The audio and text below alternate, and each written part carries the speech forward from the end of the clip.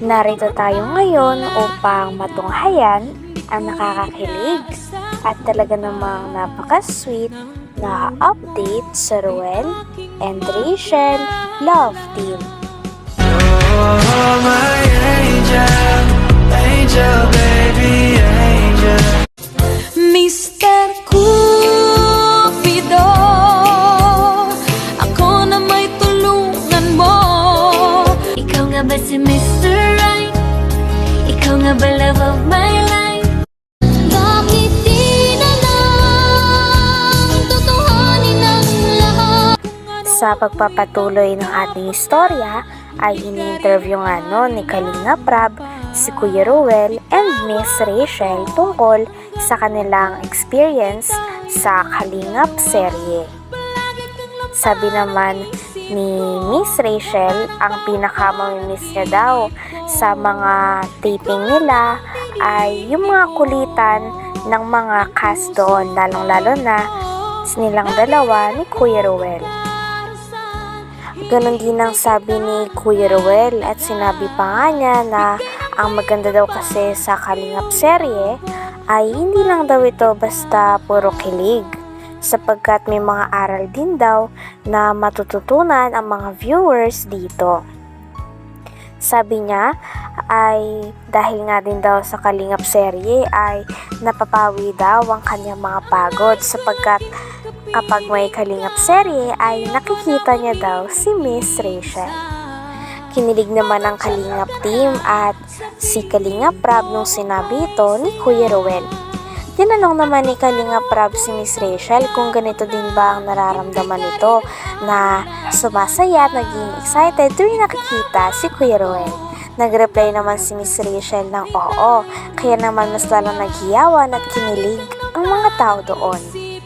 Tsaka, ang pinaka-mamimiss ko sa pag-shoot yung kulitan namin, tsaka natin po.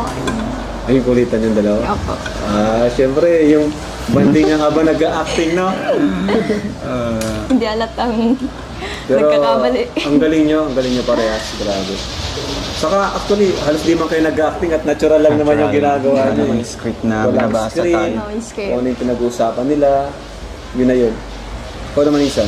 Sa akin is isang malaking bali platform sa akin para mas maboost yung confidence ko sa ganitong Kalingap serye.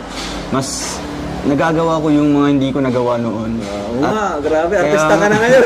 Oo. Hindi ko in-expect talaga mga Kalingap na mangyari yung ganitong bagay.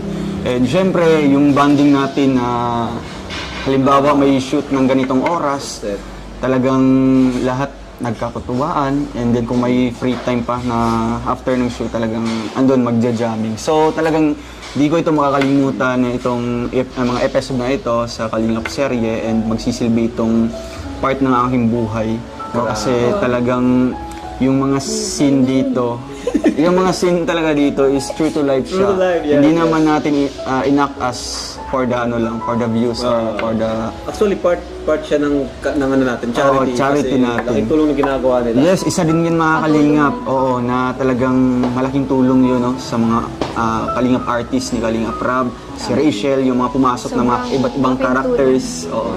Kaya malaking tulong siya mga Kalingap, and hoping someday na magkaroon pa siya ng episode 3 or season 3. Season 3. Comment niyo po kung gusto niyo season 3. Yun nga, buti na lang insan kahit pagod ka sa pag-scout, no? Pag nag-text ako sa'yo, talagang available ka, punta ka doon, kahit yun. Buti. Siyempre, insan, pag umagang-umaga magte-text ka sa akin, magte-chat na, insan may vlog tayo ngayon sa Rochelle. Talagang wala, wala talagang, yung trabaho ko, tigil talaga kung ano man yung plano ko na mag-scout. Kasi pagod ka eh. Oo, kasi kahit pagod ka, talagang napunta ka pa rin. siyempre, insan, ginaganahan ako kasi kasama ko si Rachel. Bakit ba ako'y Bro, ikaw na nga mag-interview dito. lagi akong di mo Hindi, totoo rin. pinapansin? Kasi, bali sa huling part ng season 2, bali, sinishare natin yung ating mga experience. So talagang totoo to yun, isa na. Yun masaya.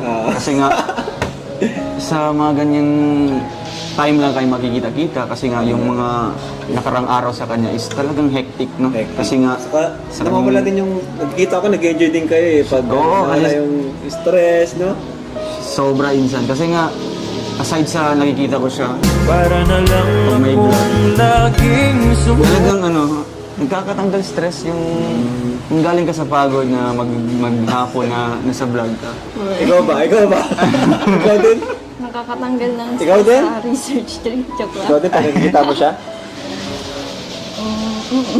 sa gusto mo.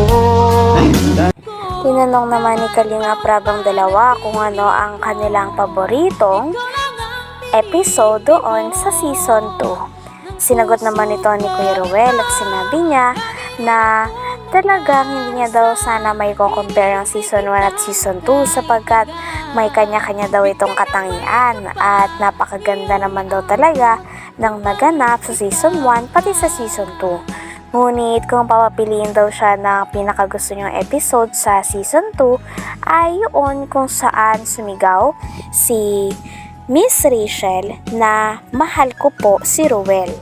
Sabi nga ni Kuya Ruel ay talagang parang nag-slow-mo daw ang scene na yon para sa kanya sapagkat talagang napakasarap daw marinig kay Miss Rachel ang mga salitang ganon galing sa kanya. Sabi naman ni Miss Rachel ay natatawang-tawa nga daw siya noon sapagkat napalakas daw ang higit sa kanya noon ni Kuya Ruel. Grabe at memorable talaga sa dalawa ang Kalingap serye na ginanapan nila. Siyempre, insan, may kanya-kanyang explanation din. Yung season 1 talagang, yun talaga yung sa akin na pinaka-tense na mga kasi nga baguhan pa lang. Oo, grabe yun. Hindi Grabe man- yung season 1. Grabe yun, yung yung mga lines ko doon.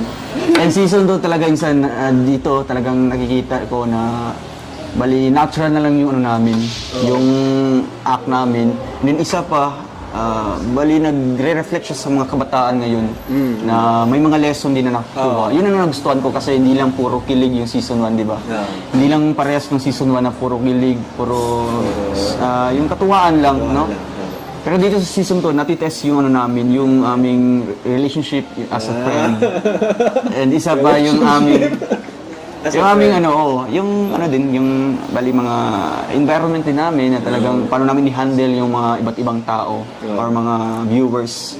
Kaya dito sa season 2, talagang maganda siya. Okay siya. So, Nag-improve season siya. 2 yung niya. Season 2 kahit, yung- ibig sabihin, kahit may kontrabida, may Dr. Love, okay lang sa Okay inyo. lang sa amin.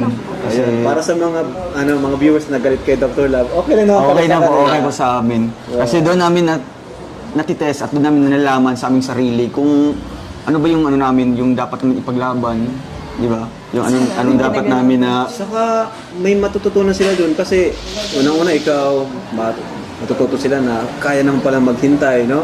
Yung pasensya, di ba? Saka kahit may kontra, yung hindi susuko ba? oo. So doon nila malalaman insan yung bali yung consistency, no? Kung talagang willing siya maghintay. Andun yung consistency and loyalty sa taong hinihintay niya. Grabe. And isa pa, talagang magiging role model din sa mga kabataan ngayon ng mga nag-aaral.